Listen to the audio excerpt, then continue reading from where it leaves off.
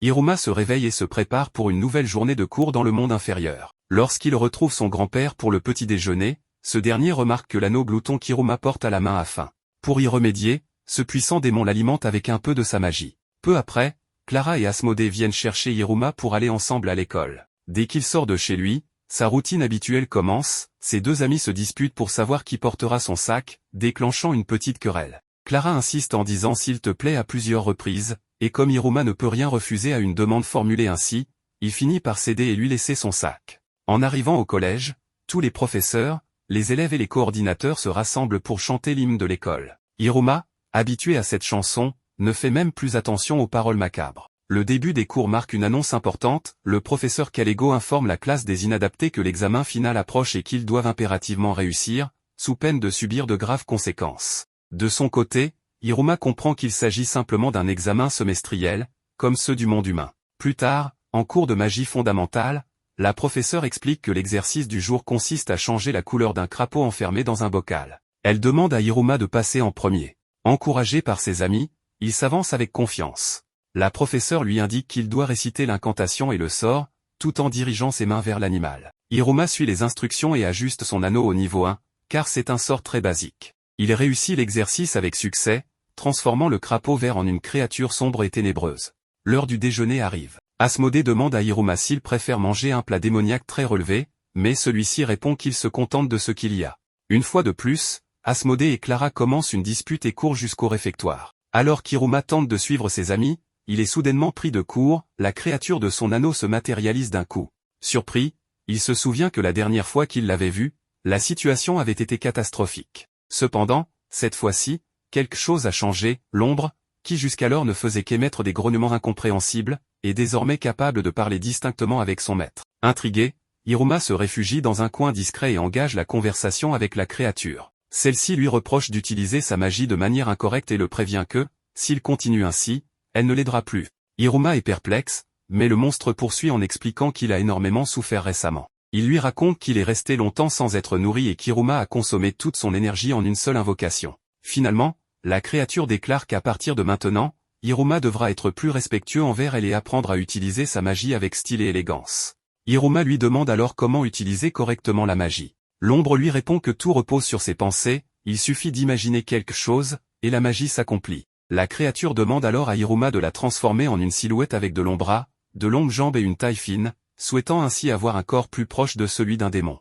Le protagoniste réalise son souhait, mais lorsque la créature se regarde dans le miroir, elle constate que son maître manque cruellement de créativité. Toutefois, son vœu a été exaucé. Elle révèle alors son nom, Alikuld, mais précise qu'Hiruma peut simplement l'appeler Ali. Pendant ce temps, en observant une affiche d'un concert récent, Amélie se rend compte que la talentueuse chanteuse Hirumi ressemble énormément à Hiruma. De retour dans la salle de rangement, Alikuld encourage son maître à être plus audacieux et à essayer de lancer un sort. Hiruma suit son conseiller. Au début, il ne parvient qu'à changer la couleur de son uniforme, passant du bleu au blanc. La créature l'incite à être plus détendu et créatif. Avec un nouvel essai, Hiruma réussit à invoquer de nouveaux vêtements, notamment ceux de Sabnok et d'Asmodée. Alikuld insiste pour qu'il expérimente une tenue qu'il n'aurait jamais imaginé porter. Sous la pression psychologique, Hiruma utilise une fois de plus sa magie. Amélie passait dans le couloir à ce moment-là et entendit une incantation. Curieuse, elle entra dans la salle pour réprimander l'élève fautif et découvrit Hiruma vêtu d'habits féminins. Gêné, le garçon tente de s'expliquer, mais la présidente ne croit pas un mot de son histoire. Elle prend la fuite en laissant Hiruma submergé par une honte extrême. Plus tard, Hiruma demande à Alikuld pourquoi il ne l'a pas aidé à clarifier la situation auprès d'Amélie. La créature répond qu'elle a peur d'être vue par d'autres personnes. En tant qu'être inconnu, elle risquerait de devenir un sujet d'expérience macabre si elle était découverte. Alikuld affirme que si Hiruma l'aide à découvrir sa véritable nature démoniaque, il l'aidera en retour à arranger la situation avec Amélie. Ainsi commence la quête d'Hiruma pour découvrir la véritable identité d'Alikuld. Il ne perd pas de temps et se tourne vers la personne la plus sage qu'il connaisse, son grand-père. Mais sa déception est grande lorsque ce dernier lui répond simplement que les anneaux ne parlent pas et n'ont pas de volonté propre. Hiruma insiste en expliquant qu'une créature vit bel et bien dans son anneau, mais son grand-père pense que son petit-fils est juste épuisé et décide de le faire dormir. Le lendemain, Hiruma se rend à la bibliothèque de l'institution pour en apprendre davantage sur l'anneau glouton. Après de nombreuses recherches et interrogations sur Alikuld, il arrive à une conclusion fascinante, la créature gagne en puissance à mesure qu'Hiruma monte dans le classement des démons. Depuis sa récente montée en grade, Alikuld a acquis la faculté de parler et de sortir de l'anneau à tout moment. Les deux compagnons sont ravis de cette découverte, car cela signifie qu'ils évolueront ensemble au fil du temps.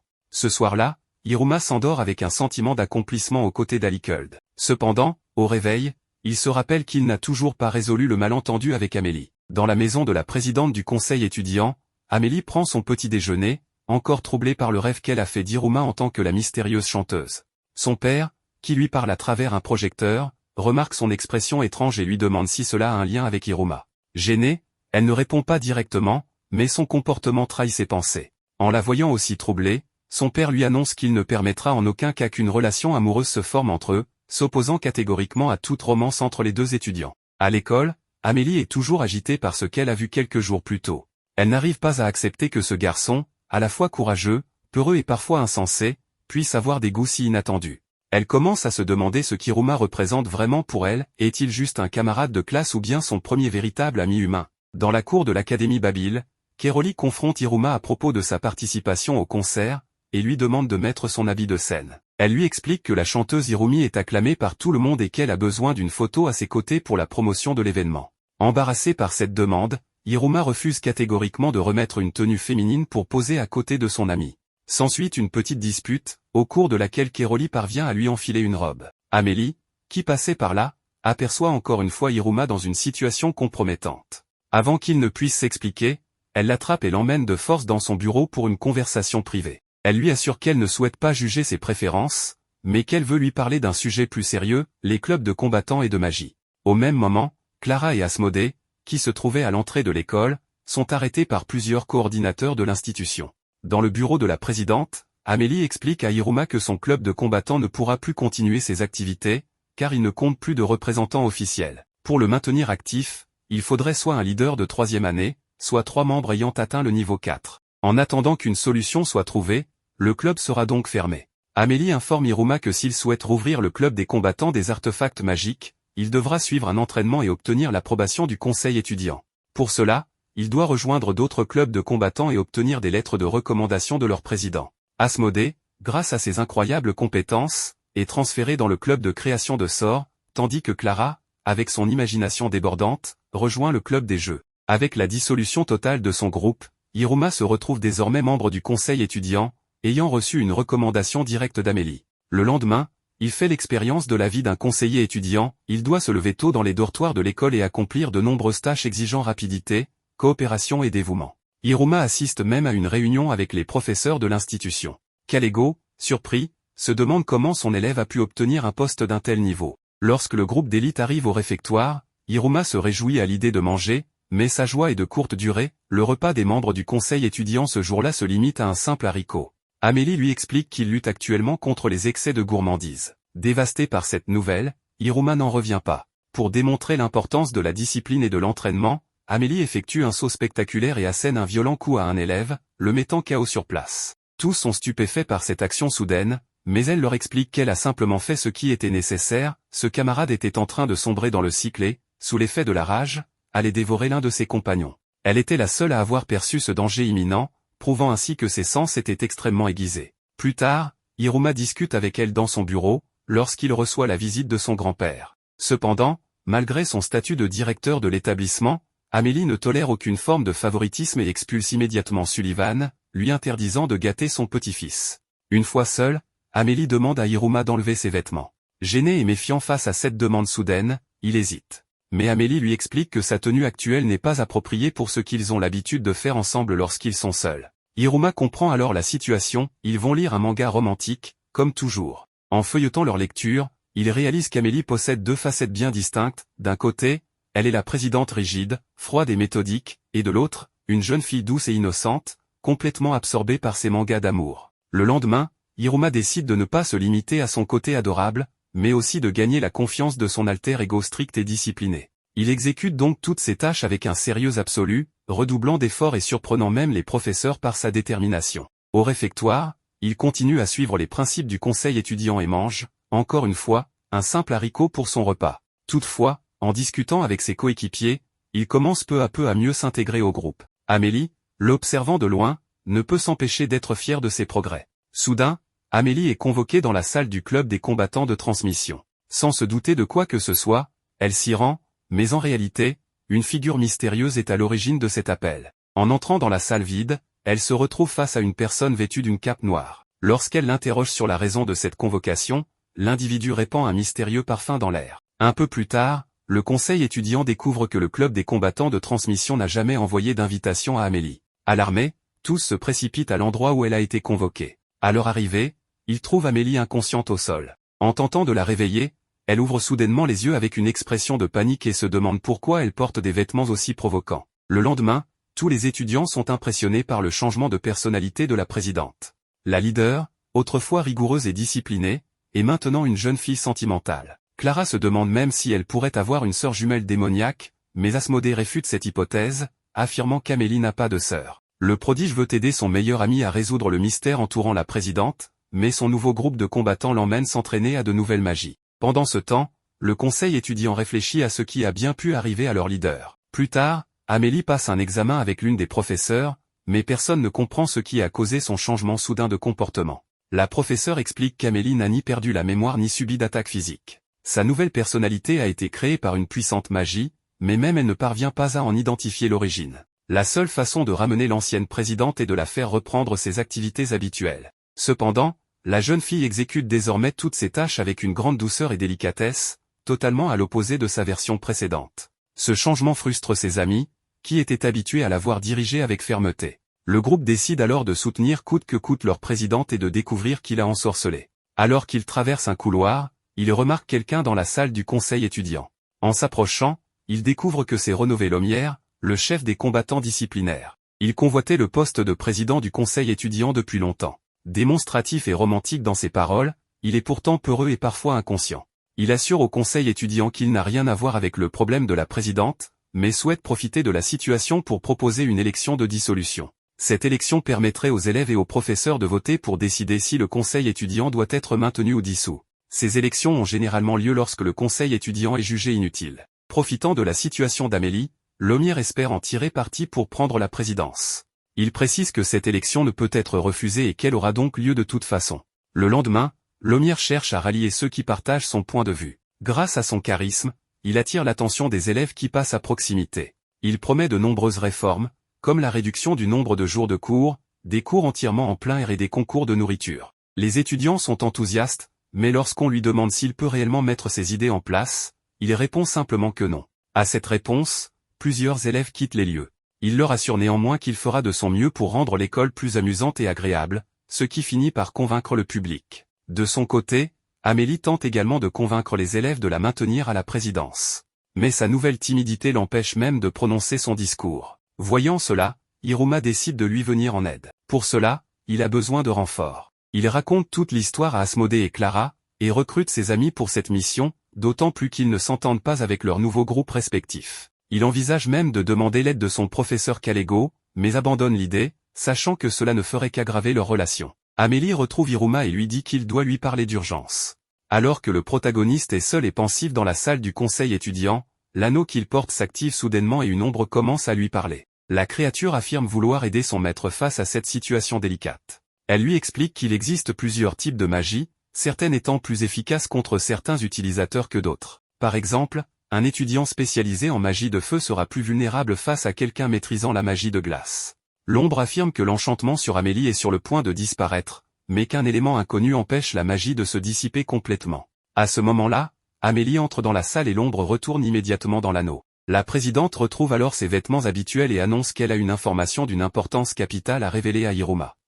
Dans la salle du conseil des élèves, Amélie confie à Hiruma qu'elle n'est toujours pas redevenue celle qu'elle était vraiment. Elle explique avoir essayé de remettre ses anciens vêtements pour, d'une certaine manière, se rappeler comment elle se comportait avant ce changement si soudain. La jeune fille avoue qu'en l'état actuel, elle n'a aucune chance de remporter l'élection face à son adversaire très populaire. Elle déclare alors au protagoniste qu'elle souhaite continuer sa vie telle qu'elle est maintenant, aller en cours comme une élève normale, s'amuser sans souci et passer plus de temps aux côtés de son amie. Cependant, Hiruma tente de la ramener à la réalité, en lui disant que ce genre de pensée ne reflète aucune ambition. Il lui rappelle que sa détermination et sa volonté faisaient d'elle quelqu'un d'admiré par tous, et que même face aux difficultés, elle n'abandonnait jamais. Touchée par ces mots doux, Amélie retrouve peu à peu sa motivation, et affirme à Hiruma qu'elle fera de son mieux pour remporter les élections.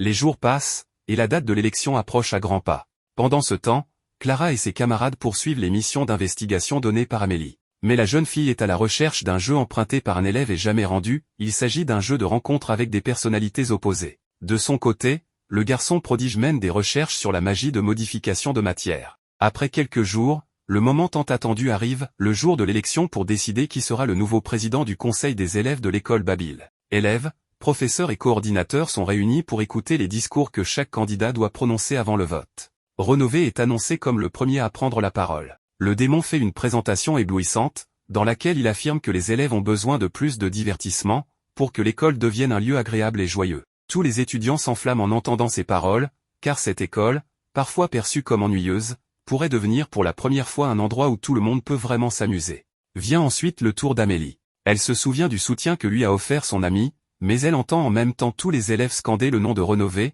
ce qui la décourage encore plus. Gênée et extrêmement timide, Amélie lève les yeux vers l'horizon et observe tous les élèves rassemblés. En voyant cette scène, elle se rappelle ce qui compte vraiment pour elle, le véritable sens d'être un démon. Elle commence alors son discours avec passion, déclarant à tous les élèves qu'ils ne doivent pas se laisser entraîner par un simple divertissement passager. Elle affirme que le sens de la vie réside dans l'ambition de réaliser quelque chose, et ce qu'elle souhaite vraiment, c'est une école qui réveille l'ambition qui sommeille en chacun de ses élèves. Lorsque les élèves entendent ces paroles, ils commencent à scander le nom d'Amélie, croyant que la puissante présidente du conseil des élèves est enfin redevenue elle-même. Tout le monde est ému par ces paroles pleines de courage. À ce moment-là, Amélie regarde la seule personne qui a toujours cru en elle et qui ne l'a jamais abandonnée, même dans ses pensées. La jeune fille finit par se rendre à l'évidence, elle a toujours été amoureuse d'Iruma. Après la fin du vote, les deux candidats se retrouvent dans la salle du conseil des élèves. Amélie a remporté l'approbation de tous de manière écrasante. Toutefois, le groupe scolaire reste encore méfiant quant à un possible envoûtement de la présidente par Renové. Le démon, très attristé par sa défaite, jure cependant qu'il n'a rien à voir avec le changement de personnalité de la jeune fille. C'est alors qu'Iruma entre dans la salle accompagné de ses amis, annonçant qu'ils ont trouvé le responsable de l'enchantement qui a affecté Amélie.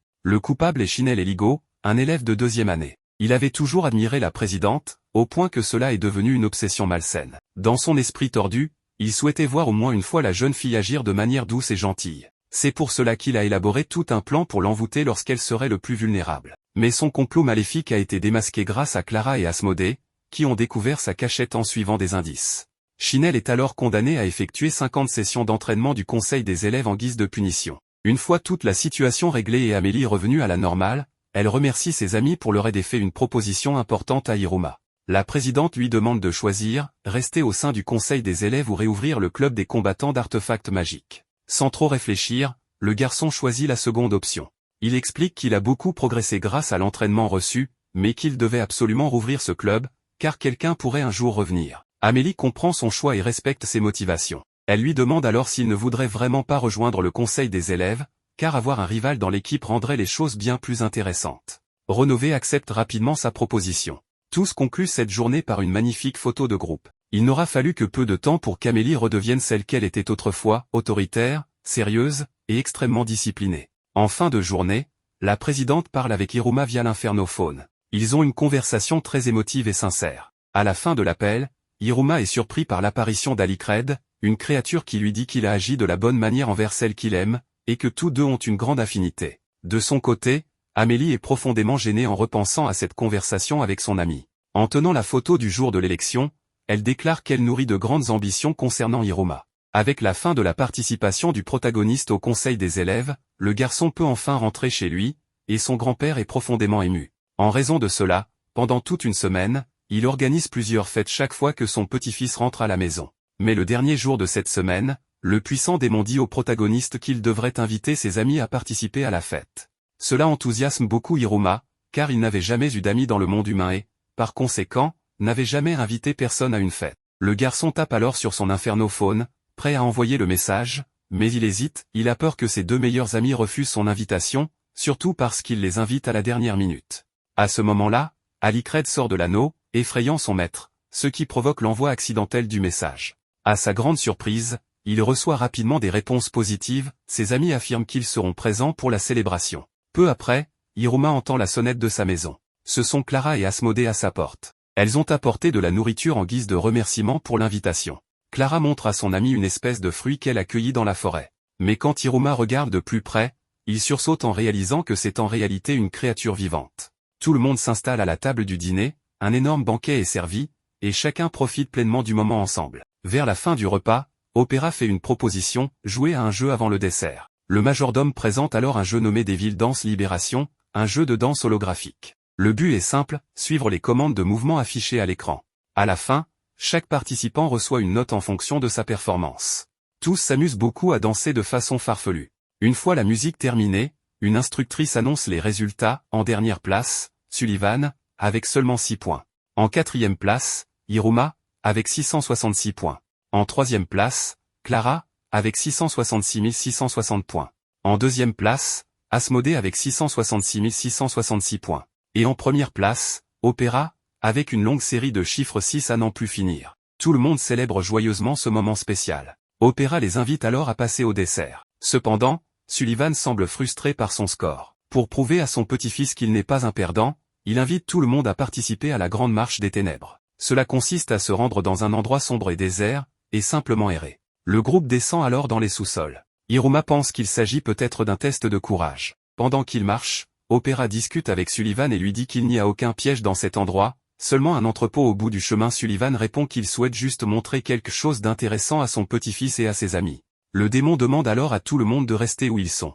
Il s'approche seul d'une entrée sombre et abandonnée. Quelques instants plus tard, les élèves sont surpris par un rugissement puissant venant de l'endroit lugubre. Sullivan revient alors auprès de ses compagnons d'expédition, accompagné d'une créature étrange. Tous sont impressionnés, mais le démon pense que c'est une occasion parfaite pour montrer sa force. Ce qu'il n'avait pas prévu, c'est que tout cela n'était qu'une mise en scène, sa créature de compagnie était déguisée en monstre. Les deux avaient convenu de réaliser un faux combat où, à la fin, ce serait Sullivan le grand vainqueur. Cependant, le plan du démon échappe à tout contrôle lorsque Clara et Asmodée tentent de le protéger. Le garçon prodige et la fille excentrique invoquent alors leur familier. Rien que le serpent Gorgon suffit à effrayer le monstre déguisé, qui s'enfuit rapidement des lieux. Une fois la situation maîtrisée, le trio d'amis décide de poursuivre l'exploration du lieu, accompagné par Sullivan et Opéra. Le groupe se retrouve alors devant un immense portail. Ils pénètrent à l'intérieur, et l'excitation de chacun grandit, curieux de découvrir ce qu'ils vont trouver au bout de ce mystérieux endroit. Sullivan est nerveux, car il s'agit en réalité de son entrepôt de vieilleries, et il pense qu'il n'y a rien d'amusant à faire ici. Pris de panique, il demande de l'aide à Opéra, et le majordome répond que si Sullivan insiste, il lui devra une faveur. Alors que le trio s'approche du fond du lieu, au milieu de nombreux objets, un gigantesque dragon squelettique surgit pour les attaquer. Asmodée réagissent rapidement et invoquent à nouveau leur serpent Gorgon. Le familier lance plusieurs attaques de flammes contre le monstre, mais cela n'a aucun effet. C'est alors qu'on découvre que le dragon n'est en réalité qu'une projection holographique, créée par Opéra à partir du jeu de danse auquel ils avaient joué plus tôt. Le majordome donne un signal à Sullivan, qui intervient immédiatement. Le démon concentre toute sa puissance et réalise un saut impressionnant, vainquant le monstre d'un puissant coup de pied. Hiruma et ses amis sont impressionnés par cette démonstration de force, reconnaissant ainsi la puissance du directeur de l'Académie Babil. Un peu plus loin, le groupe remarque une petite boîte au sol. Le trio, tout excité, pense qu'il pourrait s'agir d'un trésor. Mais en l'ouvrant, il découvre qu'il s'agit en réalité d'un gâteau d'anniversaire. Hiruma comprend aussitôt que c'est Opéra qui a orchestré tout cela. Ce qui attriste son grand-père, car il espérait recevoir la reconnaissance pour cette surprise. Finalement, tout le monde retourne chez le protagoniste et déguste ensemble le dessert spécial. Hiruma remarque que l'heure du départ de ses amis approche, alors il les invite dans sa chambre. Là, le trio s'amuse à sauter sur le lit. Mais le temps passe, et Clara et Asmodée finissent par dire au revoir à leur ami. Le protagoniste exprime son souhait que ces fêtes se répètent plus souvent, ce que tout le monde approuve. De retour dans sa maison, Hiruma remercie profondément son grand-père ainsi que Opéra, pour lui avoir offert une soirée aussi amusante et inoubliable avec ses amis. Plus tard dans la même nuit, Hiruma est déjà fatigué lorsqu'il est surpris par l'apparition soudaine d'Alicred. La créature commence alors à se remémorer les défis que son maître a traversés. Le protagoniste tente de poursuivre la conversation, parlant du cycle démoniaque et de la transformation de sa personnalité, mais il finit par s'endormir. De son côté, Alicred reste pensif quant aux propos de son maître. Il pointe alors du doigt Hiruma, et lui ordonne de devenir maléfique, émettant une puissante lumière d'énergie. Le lendemain, Sullivan monte joyeusement jusqu'à la chambre de son petit-fils pour lui apporter le petit déjeuner, mais il a une mauvaise surprise. Le protagoniste se réveille avec une expression, une voix et un comportement totalement différents de d'habitude. Au petit déjeuner, Sullivan est attristé par la situation, son petit-fils, autrefois innocent et peureux, est désormais arrogant et inquiétant. Hiruma retrouve Clara et Asmodée pour se rendre à l'école. Il ordonne à son ami de porter son sac, ce qui remplit le garçon prodige de joie, heureux de pouvoir porter un objet appartenant à son meilleur ami. Hiruma fait ensuite appel à la carrosse royale de son grand-père, et les trois se rendent à l'école ensemble. À leur arrivée, ils attirent beaucoup d'attention, mais le protagoniste ne semble pas s'en soucier du tout. Dans la salle de classe, ses camarades remarquent le changement radical de personnalité. Asmodée explique à tout le monde qu'Hiruma traverse un cycle maléfique, une période que seuls les démons peuvent expérimenter au cours de leur vie. Mais Hiruma a été forcé d'entrer dans ce cycle, car Alicred a utilisé sa magie pour le plonger dans cet état. Le garçon qui, autrefois, était entouré de petites fleurs flottantes, est désormais accompagné de plumes noires dansant autour de lui. Ses camarades décident de ne surtout pas l'énerver, de peur qu'un drame ne se produise dans les jours à venir. Plus tard, les élèves marginaux croisent d'autres élèves jetant leurs déchets près de leur salle. Personne ne respecte cette classe, considérée comme composée uniquement de démons à problème. En entendant ces insultes, Hiruma pointe son doigt vers les ordures et utilise la magie de son anneau pour invoquer des flammes démoniaques qui brûlent tous les déchets autour. Il déclare alors à sa classe qu'ils vont quitter ce lieu en ruine pour s'installer dans un château. Ces mots impressionnent tout le monde par sa force et sa détermination. Peu après, les marginaux décident de prouver à toute l'école qu'ils sont une classe forte, et que personne ne devrait se frotter à eux. La classe entière se rend alors dans la salle des professeurs pour une réunion avec le professeur Kalego. Hiruma prend la parole face à cette situation, et exige que la classe soit déplacée ailleurs, car leur salle actuelle est insalubre, entourée de sacs poubelles, avec des murs fissurés et des fenêtres cassées, ce qui perturbe complètement leur apprentissage. Le protagoniste ajoute que tous les élèves de cette classe sont également inscrits à l'académie, et qu'ils devraient être traités comme n'importe quel autre élève, et non comme un groupe d'anormaux. Kalego ouvre alors le dossier disciplinaire de chaque élève, rappelant pourquoi ils ont tous été placés dans cette classe spéciale. Hiruma a causé des actes violents lors de la cérémonie d'ouverture et a détruit un bâtiment de l'école, avec Alice et Asmodée comme principaux complices. Sabnok Sabro a commis des actes violents contre un professeur et détruit une partie de l'établissement. Andro Jazz a été pris en flagrant délit de vol d'objets magiques et précieux, appartenant à d'autres élèves et à des professeurs. Crossel Keroli, quant à elle, n'avait aucun antécédent de rébellion. Shaxlid est responsable de l'hospitalisation de 6 étudiants, après les avoir poussés à jouer de longues heures sans pause. Kamui a été dénoncé pour avoir espionné élèves et professeurs. Le professeur ajoute que Clara est dans la classe uniquement parce qu'elle est elle-même. En plus de tout cela, la classe est responsable de dégâts matériels, d'intrusions illégales dans des zones dangereuses et de possession de substances interdites. Les professeurs présents sont choqués par tous ces actes dangereux commis par la classe. Hiruma, bien qu'il admette en partie les propos de son professeur, insiste sur le fait qu'ils ne devraient pas être traités comme des anormaux. Le garçon accepte l'isolement, mais il souligne que les déchets qui entourent leur salle nuisent trop à la vie en communauté. Il demande donc à être transféré dans une autre salle isolée. Mais Kalego lui répond qu'il n'y a plus aucune salle isolée disponible dans l'établissement. Hiruma le contredit alors et affirme qu'il y a bien un autre endroit, la salle de classe royale, la Royal One. Cette salle a été utilisée autrefois par le roi démon disparu, Delkira, lorsqu'il était encore étudiant à Babil. Depuis, la salle a été totalement préservée et n'a plus jamais été utilisée, considérée désormais comme un lieu sacré. Kalego, en entendant cela, entre dans une colère noire, se sentant défié par Hiruma. Un véritable affrontement d'idées commence entre les deux, jusqu'à ce que le professeur des désajustés finisse par céder. Il accepte que la classe déménage dans la Royal One, à condition d'obtenir la signature d'autorisation de tous les professeurs en 3 jours. Hiruma le remercie, et la classe quitte la salle des professeurs, laissant tout le monde confus et sceptique. Après cette discussion, Kalego murmure que ce sera impossible pour eux d'obtenir toutes les signatures, mais il veut voir jusqu'où ses élèves sont capables d'aller. Hiruma réunit sa classe et il commence à discuter d'un plan pour accomplir cette nouvelle mission insensée. Mais en voyant que ses amis commencent à perdre espoir, il les invite à le suivre. Le groupe quitte l'école et traverse une forêt, jusqu'à arriver à une salle isolée du reste de l'établissement, la fameuse Royal One, encore scellée jusqu'à présent. Hiruma explique que, jusqu'ici, ils ont seulement cherché à s'amuser à l'école, mais qu'il est temps d'emprunter la voie de l'ambition. Et ce lieu, la Royal One, sera le premier objectif des désajustés. Dans cette salle, ils pourraient profiter d'un endroit incroyable, avec de nombreux livres, des jeux, une salle de repos, une salle d'entraînement, et tout le matériel que l'argent peut acheter. Il y a même un immense dressing, ainsi qu'une pièce totalement insonorisée. La classe est euphorique en entendant tous les avantages qu'ils pourraient obtenir, et il déclare alors que la mission de conquête de la Royal One commence officiellement.